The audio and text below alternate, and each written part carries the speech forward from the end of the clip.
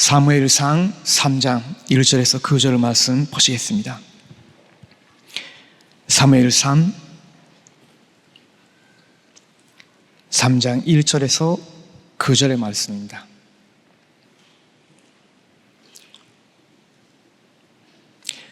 보시겠습니다.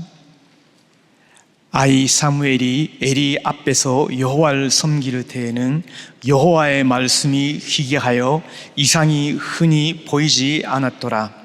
에리의 눈이 점점 어두워가서 잘 보지 못하는 그때에 그가 자기 처소에 누웠고 하나님의 등불은 아직 꺼지지 아니하였으며 사무엘은 하나님의 궤에 있는 여호와의 정 안에 누웠더니 여호와께서 사무엘을 부르시는지라.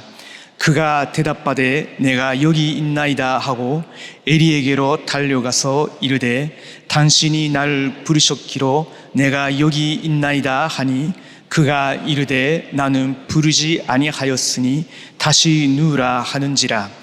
그가 가서 누웠더니 여호와께서 다시 사무엘을 부르시는지라. 사무엘이 일어나 에리에게로 가서 이르되 당신이 나를 부르셨기로 내가 여기 있나이다 하니 그가 대답하되 내 아들아 내가 부르지 아니하였으니 다시 누우라 하니라.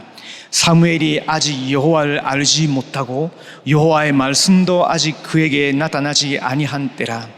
여호와께서 세 번째 사무엘을 부르시는지라. 그가 일어나 에리에게로 가서 이르되 당신이 나를 부르셨기로 내가 여기 있나이다 하니 에리가 여호와께서 이 아이를 부르신 줄 깨닫고 에리가 사무엘에게 이르되 가서 누웠다가 그가 너를 부르시거든 내가 말하기를 여호와여 말씀하옵소서 주의 정이 듣겠나이다 하라 하니 이에 사무엘이 가서 자기 처소에 누우니라. 아멘. 저는 요즘 간담 말씀을 통해서 또 그 본문 배경을 계속 읽고 묵상하는 가운데 하나님이 얼마나 이스라엘 백성, 당신의 백성을 사랑하시는 건지, 하나님이 얼마나 교회를 사랑하시는 건지 그것을 계속 동감하고 있습니다. 여러분도 잘 아시다시피 하나님께서 아브라함에게 주신 언약을 지키기 위해서 요셉을 애굽에 보내셨다가 400년 만에 6월절 그 비언약으로 바로왕의 권세와 노예 신분과 그 애굽의 재앙에서 완전히 해방시켜 주셨습니다. 그것은 우리에게는 예수 그리스도의 십자가의 피로 우리를 완전히 사단 권세와 죄의 저주와 지옥 배경에서 해방시키겠다는 예표였죠. 엄청난 큰 역사를 체험했는데 광야 40년 동안에 거의 다 실패했습니다. 1세대들은 거의 다 실패했습니다. 근데요, 하나님은 그들을 책망하시기도 하고요, 정죄하시기도 하셨지만 절대로 버리지 아니하십니다. 그러다가 여호수아와 칼렙 그리고 출애굽했을 때에 20세 이하의 남자들 그리고 나머지 백성들을 데리고 요단강을 건너게 하시고요, 그러면서 여리고성을 무너뜨리고 그 가나안 땅을 성공적으로 비교적으로 정복하게 되었습니다. 근데 문제는 여호수아와 그 1세대의 장로들이 죽은 후에죠.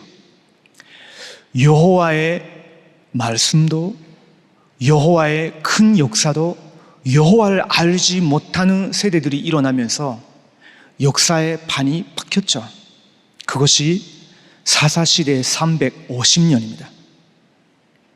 근데 사사시대 350년 동안 하나님은 이스라엘 백성들을 버리신 것도 아니고 주무신 것도 아니었어요. 그 350년 동안 얼마나 많은 제약, 실패가 있었는지 모릅니다. 그 중에 항상 일어나는 일들이 있죠. 하나님을 버리고 바알, 아스라 섬기고 아주 선적으로 윤리적으로 타락했습니다. 영적으로 타락했기 때문에 사람이 무너져가는 거죠. 그러다가 하나님은 그것을 절대로 무시하지 아니하십니다. 하나님은 거룩한 분이시고 공의로 당신의 백성을 다시 한번 하나님 앞에 서기 위해서 치십니다. 어떻게 하셨습니까? 주변에 백성들, 민족들, 나라들을 일으키시면서 공격하게 하시기도 하고요, 침략하게 하시기도 하셨습니다.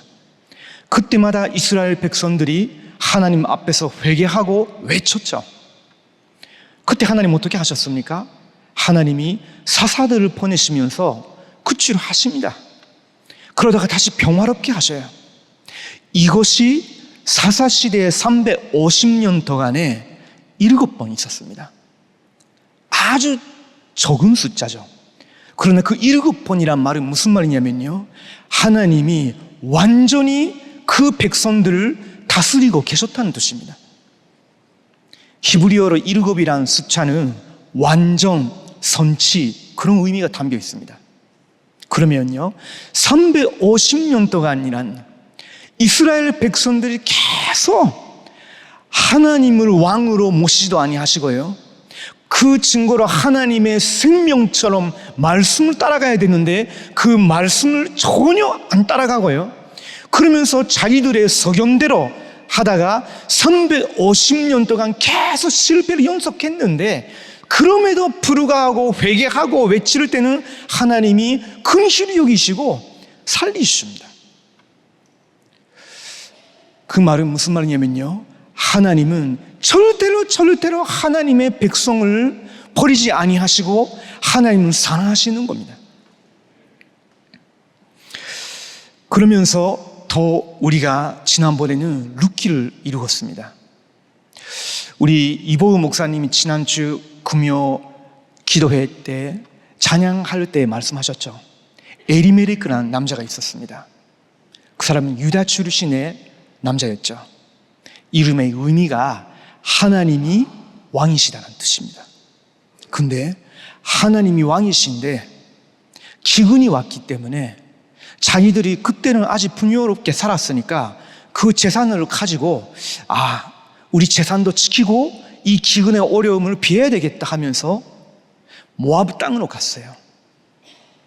하나님이 왕이라고 정말로 믿는다면, 이름만이 아니라 정말로 믿는다면 거기에 있으면서도 왜 하나님이 지금 우리 땅에 이런 어려움을 허락하시는 건지, 주변 나라들이 자꾸 침략해 오면서 땅이 계속 황폐해지는데 그러다 기근이 왔단 말입니다.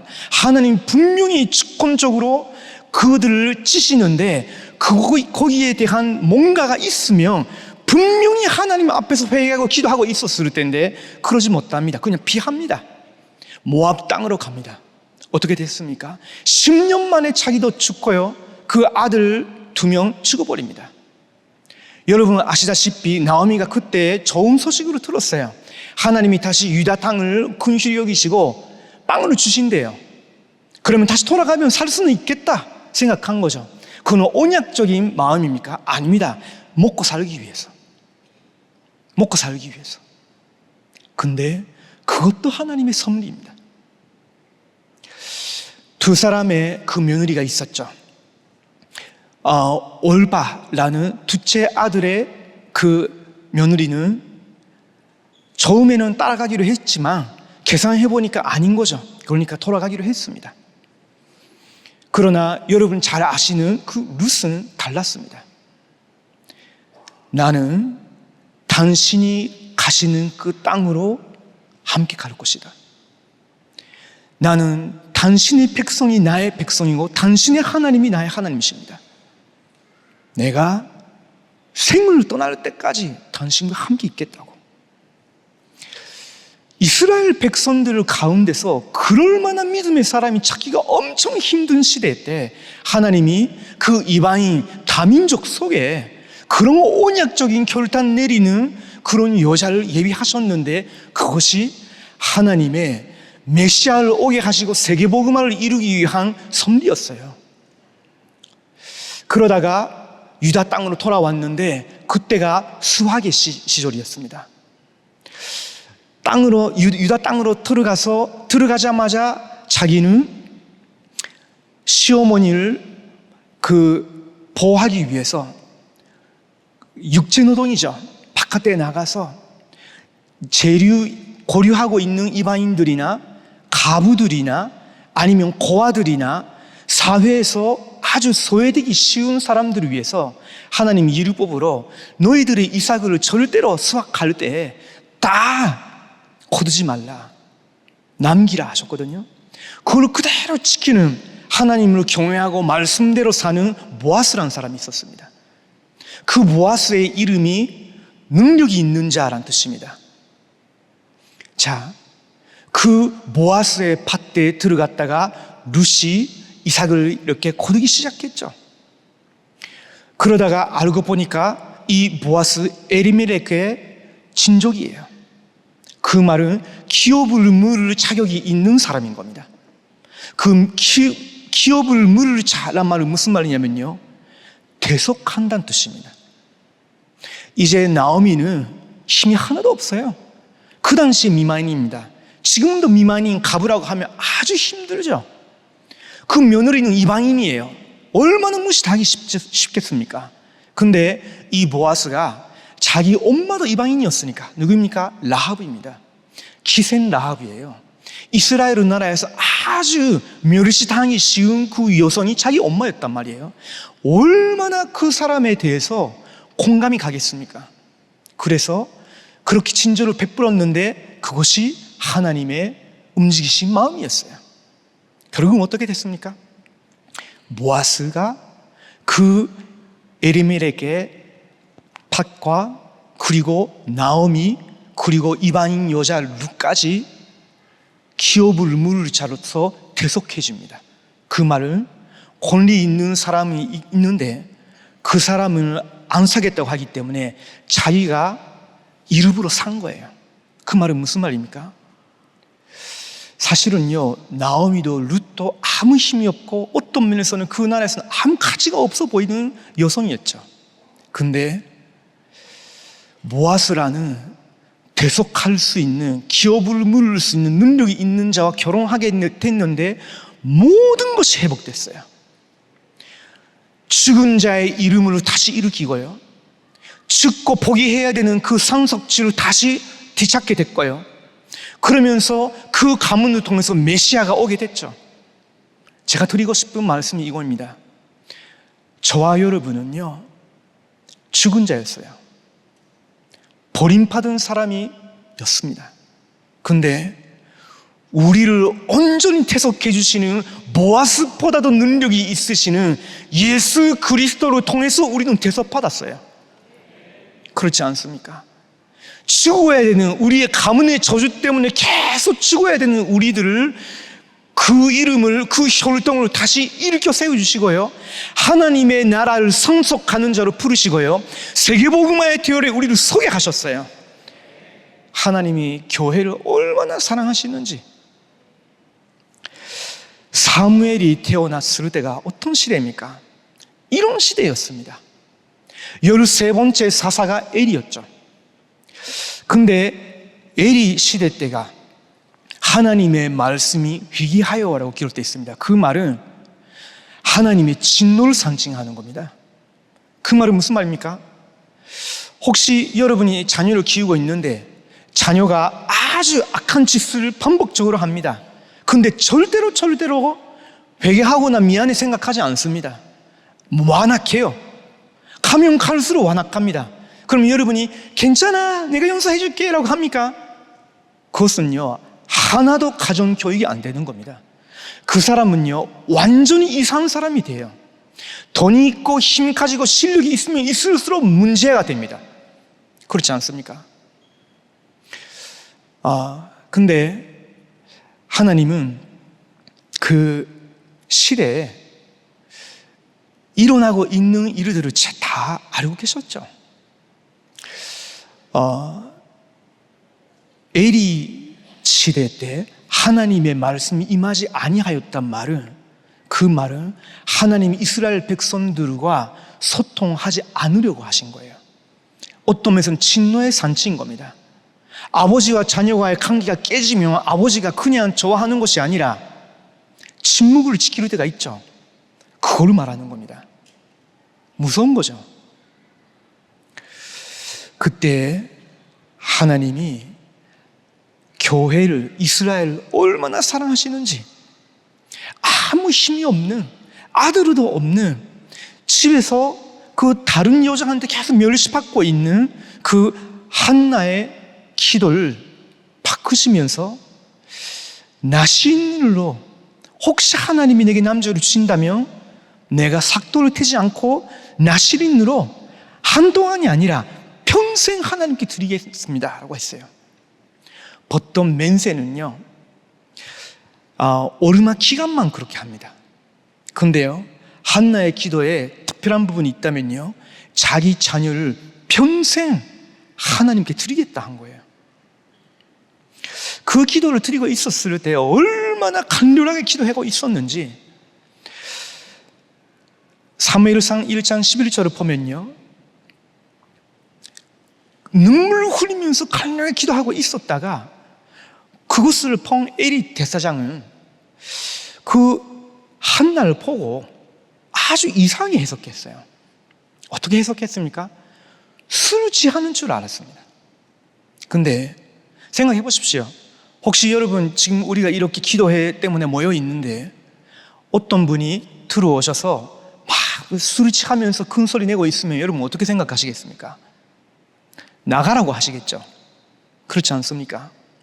그 당시에 성소에서 술을 취하면서 헛소리를 내고 있다 하면요, 죽여야 돼요. 근데 에리 제사장이 그 한나가 눈물을 흘리면서 기도하고 있는 모습을 보면서 술에 엄청 취했구나 생각한 거예요. 그만큼 이스라엘 백성들 중에 자칫 못하면 본인도 여호와 하나님께 그렇게 절실하게 간결하게 기도한 적이 없는 거예요. 기도한 모습으로 본 적이 없는 거예요. 심각한 거죠. 아주 심각한 영적 상태야. 정말로 지금 위기가 와 있는데 정말로 진심으로 간절히 기도하러 오는 백성이 없었던 겁니다.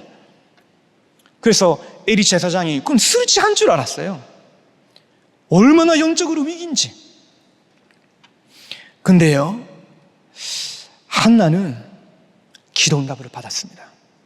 그러다가 그 응답의 증거로 사무엘이라고 이름을 붙이고요, 그러면서 그 하나님께 맹세한 대로 그 어린 아이를, 지금 에리 제사장이 어떤 상태고 아들들은 뭐하고 있고 성전에서 어떤 문제가 일어나고 있는 건지를 다 알으면서 자기 아들 약속한 대로 내가 하나님께 이 아들을 평생 드리겠다고 기도했기 때문에 지금 드리겠나이다 하면서 데려왔어요.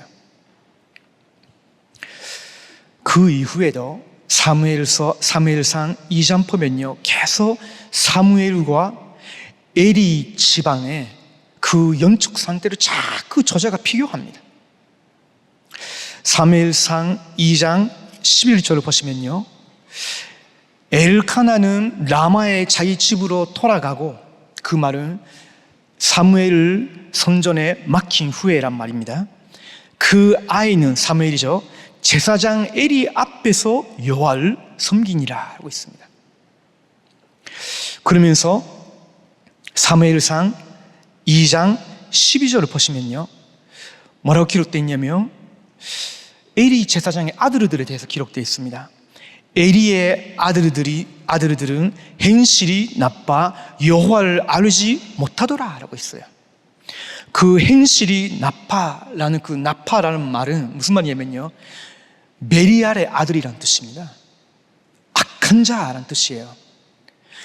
히브리어로 구약 성경에서 악한 자, 메리알의 아들이라고 할 때는 주로 어떤 사람들을 두고 말하냐면요, 우상 숭배하는 사람, 성적으로 타락한 사람, 반란을 일으키는 사람, 거짓말을 하는 자, 그런 뜻입니다.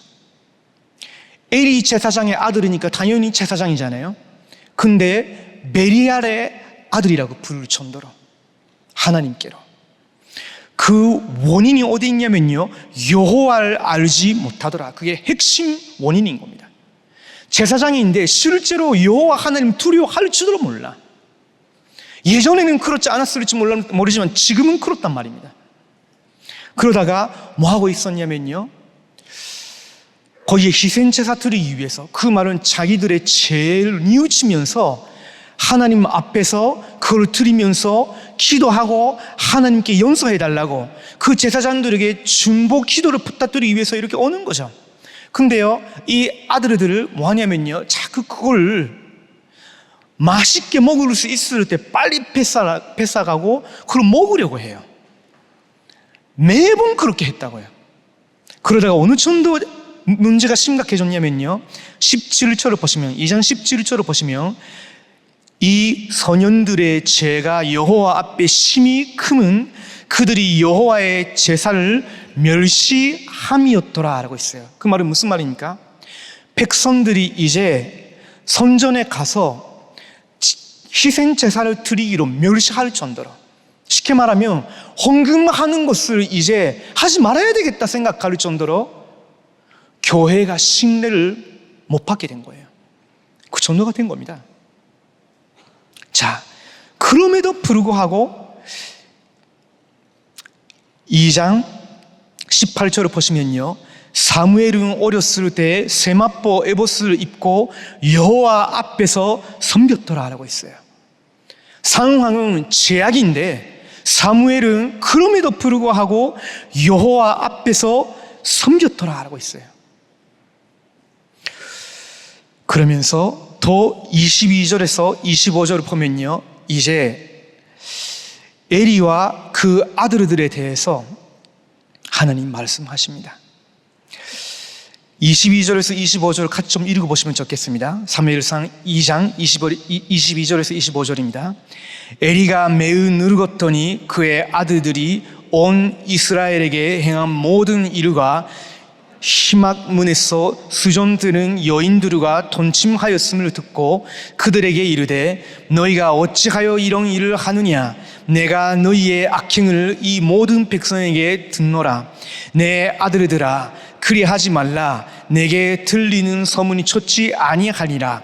너희가 여호와의 백성으로 범죄하게 하는도다. 사람이 사람에게 범죄하면 하나님이 심판하시려니와 만일 사람이 여호와께 범죄하면 누가 그를 위하여 간구하겠느냐 하되 그들이 자기 아버지의 말을 듣지 아니하였으니 이는 여호와께서 그들을 죽기로 뜻하셨음이더라.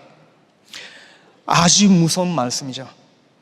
그들은 아직 모르고 있었지만요, 하나님은 그냥 무시하고 계시지 아니하셨어요. 이미 그 아들들에게 뭘 하시려고 작정하고 계셨습니다. 그러다가 그래도 엘리 제사장은 당고히 자기 아들들에게 말하고, 또 지금 어떤 면에서는 엘리가 일어나면서 미스바에 모든 백성들을 불러서 기도해라고 해야 되는데 못합니다. 자기와 자기 지방의 죄까지도 고백하고 회개하지도 못하는데 어떻게 모든 백성들을 불러서 하나님 앞에서 모든 우상 버리고 모든 우리 죄를 뉘우치고 회개하자라고 말할 수가 못하죠. 못합니다. 그래서 엘리 제사장 때는 그런 영적 부흥 운동 한 번도 안 일어났습니다. 한 번도. 26절부터 보시겠습니다. 하나님의 사람이 엘리에게 와서, 그 말은 무슨 말입니까? 선지자가 왔단 말이에요. 그에게 이르되 여호와의 말씀에 너희 조상의 집이 애굽에서 바로의 집에 속하였을 때 내가 그들에게 나타나지 아니하였느냐? 이스라엘 모든 집파 중에서 내가 그를 택하여 내 제사장으로 삼아 그가 내 제단에 올라 분향하며 내 앞에서 에봇을 입게 하지 아니하였느냐? 이스라엘 자손이 드리는 모든 화제를 내가 내 조상의 집에 주지 아니하였느냐? 그 말은 무슨 말입니까?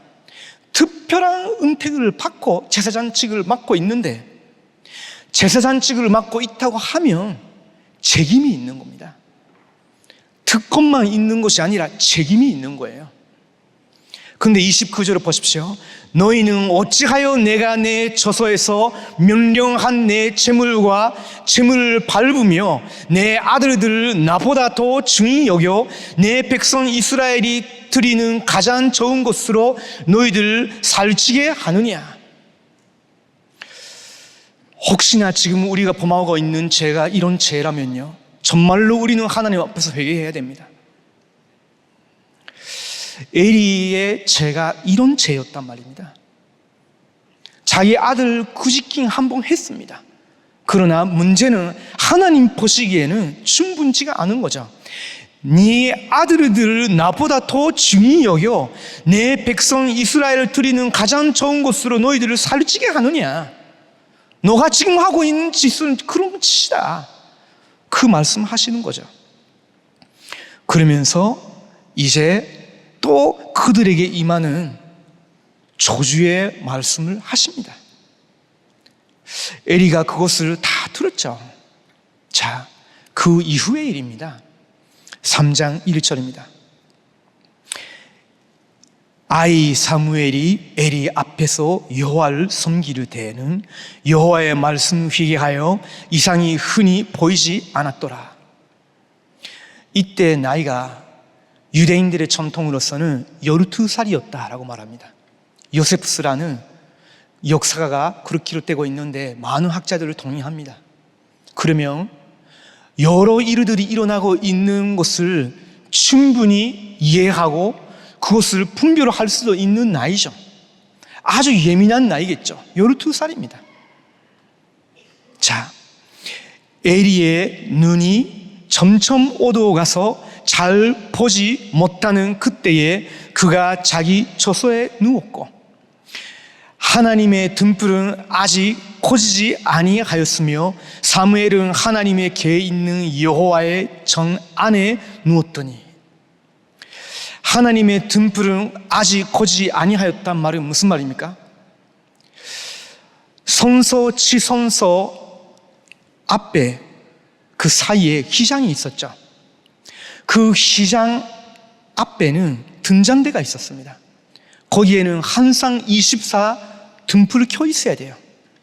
그러면 아직 여호와의 등불은 켜지지 아니하였단 말은 무슨 말입니까?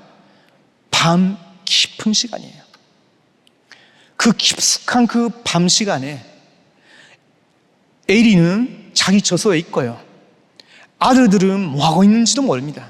그러나 사무엘은 그 등불에 불이 켜 있기 위해서 계속 거기서 눕고 있었다가 혹시나 커지면 안 되니까 또 다시 일어나서 그걸 지키고 파수하고 있는 겁니다.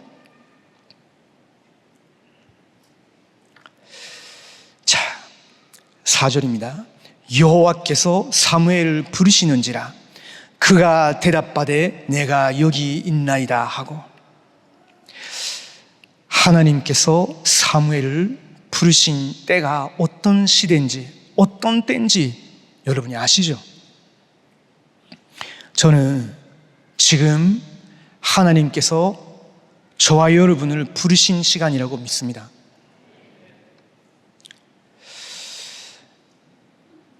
근데 사무엘은 아직 하나님의 말씀을 실제로 들어본 적이 없었기 때문에 잘 못 알아들어요. 그러다가 다시 하나님 부르십니다. 6절에 여호와께서 다시 사무엘을 부르시는지라. 그래도 아직 못 알아듣습니다. 그래서 다시 에리 제사장을 찾아갑니다. 에리 제사장은 나는 안 풀었다고 해요. 그러다가 또 8절을 보시면 여호와께서 세 번째 사무엘을 부르시는지라 라고 되어 있습니다. 세 번 부르셨단 말은 무슨 말이냐면요, 히브리어로는 이것은 제고급 간조형인 겁니다. 이사야서 6장 3절을 보면요, 하나님의 속성에 대해서 거룩하다 거룩하다 거룩하다 만군의 여호와라고 있습니다. 계시록 4장 8절에서도 거룩하다 거룩하다 거룩하다 라고 기록되어 있어요. 한 번도 하나님의 속성 중에 사랑이나 다른 그 속성을 3번 강조한 적이 없어요. 하나님의 속성에 대해서 제거로 강조한 것은 거룩하다는 거죠. 근데 이때는 뭐냐면요, 하나님이 3번 사무엘을 부르신단 말은 무슨 말입니까? 내가 지금 이때 널 부른다는 거예요. 내가 지금 임마누엘 서울교회를 부른다는 거예요. 하나님 지금 우리 다락방 교회가 정말로 하나님 앞에 서기 위해서, 정말로 하나님 말씀을 듣기 위해서 부르시는 겁니다. 저는 그게 마음에 임하였어요. 무서울 정도로. 그가 일어나 엘리에게로 가서 이르되 당신이 나를 부르셨기로 내가 여기 있나이다 하니 엘리가 여호와께서 이 아이를 부르신 줄을 깨닫고 엘리가 사무엘에게 이르되 가서 누웠다가 그가 너를 부르시거든 내가 말하기를 여호와여 말씀하옵소서 주의 정이 듣겠나이다 하라 하니 이에 사무엘이 가서 자기 처소에 누우니라. 이제 10절부터 14절까지 보시면요, 하나님이 왜 사무엘을 이때 부르셨냐, 그 이유가 기록되어 있습니다. 10절을 보시면 여호와께서 임하여 서서 전과 같이 사무엘아 사무엘아 부르시는지라 사무엘이 이르되 말씀하옵소서 주의 정이 듣겠나이다 하니, 서서 말씀하신다는 것은 굉장히 엄격한 거거든요. 내가 엘리의 집에 대하여 말한 것을 처음부터 끝까지 그 날에 그에게 다 이루리라. 내가 그의 집을 영원토록 심판하겠다고 그에게 말한 것은 그가 아는 죄악 때문이래. 안다는 거예요. 이는 그가 자기의 아들들이 저주를 자청하되 금하지 아니하였음이니라. 그러므로 내가 엘리의 집에 대하여 맹세하기를 엘리 집의 죄악은 제물로나 예물로나 영원히 속죄함을 받지 못하리라 하였노라 하셨더라. 얼마나 사무엘을 들었을 때 무섭겠습니까? 그래서 사무엘은요, 이걸 듣고 지금 그 다음날 아침에 이걸 절대로 엘리에게 가서 말하지 못합니다. 어느 정도냐면요, 알게 하기를 두려워했다고요. 15절을 보면 16절 엘리가 사무엘을 불러 이르되 내 아들 사무엘아 하니 그가 대답하되 내가 여기 있나이다 하니 그가 이르되 내게 무엇을 말씀하셨느냐 저하노니 내게 숨기지 말라. 내게 말씀하신 모든 것을 하나라도 숨기면 하나님이 내게 벌을 내리시고 또 내리시기를 원하노라 하는지라. 사무엘이 그것을 그에게 자세히 말하고 조금도 숨기지 아니하니 그가 이르되 이는 여호와이시니 선하신 대로 하실 것이라 하니라. 그 말은 무슨 말입니까? 사무엘이 하나님의 부르심에 그 음성에 순종했다는 말이죠. 아주 두려워하는 마음이었지만요, 그래도 자세히 하나도 숨기지 않고 전달을 했습니다. 그때 엘리 제사장이 그것이 하나님의 말씀이라고 인정했어요. 그 이후의 내용은 여러분 잘 아시겠죠? 하나님의 부르심을 알고 그 이유를 알고 그것이 엘리 제사장 지방뿐만 아니라 이스라엘의 전역의 모든 백성들을 향해 이제 하나님이 하시고자 하는 말씀이 있구나 알고 집중하기 시작하면 계속 임하고 계속 성취됩니다. 저는 오늘 여러분에게 말씀 이렇게 드리면서 질문하고 싶습니다. 지금 우리가 누구를 위하여 서야 되는 겁니까? 지금 우리가 엘리 지방을 보호하기 위하여 서야 되는 겁니까? 아니면 엘리나 제약되는 사람들을 다 죽여야 됩니까?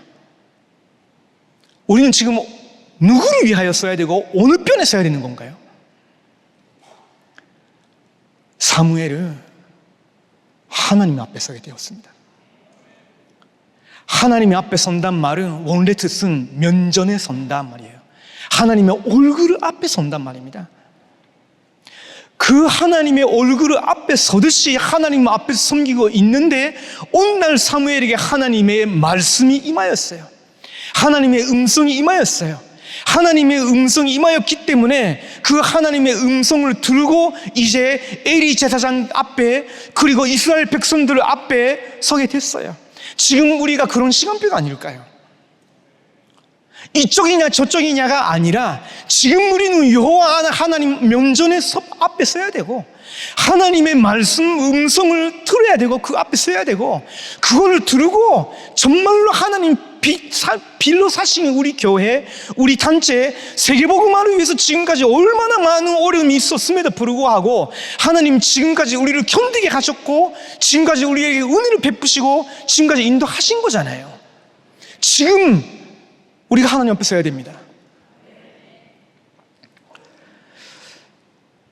여호수아가 가나안 땅 정복 이제 본격적으로 하기 시작했을 때 여호수아서 5장 13절에서 15절을 보면요, 여호수아는 어떤 면에서는 군대의 지휘관이었죠. 근데 13절을 보면요, 어떤 한 사람이 칼을 뽑아서 서 있어요. 그러다가 여호수아가 물어봅니다. 너는 우리를 위함이냐 아니면 우리의 원수를 위함이냐? 그때 그 칼 든 사람이 말했죠. 나는 지금 만군의 여호와의 장군으로 왔다 하셨어요. 더 중요한 것이 그 앞에 무슨 말을 하냐면요, 우리를 위함이냐 원수를 위함이냐 했을 때 이 장군이 아니다 하셨어요. 아니야, 내가 너희를 위함이도 아니고 원수를 위함이도 아니고 나는 만군의 여호와의 장군으로 지금 왔다는 거예요. 그러면서 하신 말씀이 너의 신을 벗으라 하셨거든요. 그 말은 너는 내 편이냐는 거예요. 그렇다면 내게 따라오라는 거죠. 그때부터 전복이 일어난 거예요. 지금 우리 시간표도 그런 시간표가 아닐까요? 진짜 영적 전쟁, 영적 싸움을 위해서 우리의 주장을 내려놓고 하나님의 앞에, 하나님의 말씀 앞에 신을 포커요. 따라가야 됩니다. 사무엘이 그렇게 하기 시작했는데 이스라엘의 온 백성들이 미스바로 모여서 지난주에 우리가 받은 말씀대로 물 붓듯이 하나님 앞에서 자기의 죄를 다 부어버렸어요. 하나님의 능력이 나타났죠. 지금 우리 교회와 우리 다락방 전도 운동하는 모든 단체에 임해야 되는 응답이 그 응답입니다. 기도하시겠습니다. 하나님 감사합니다.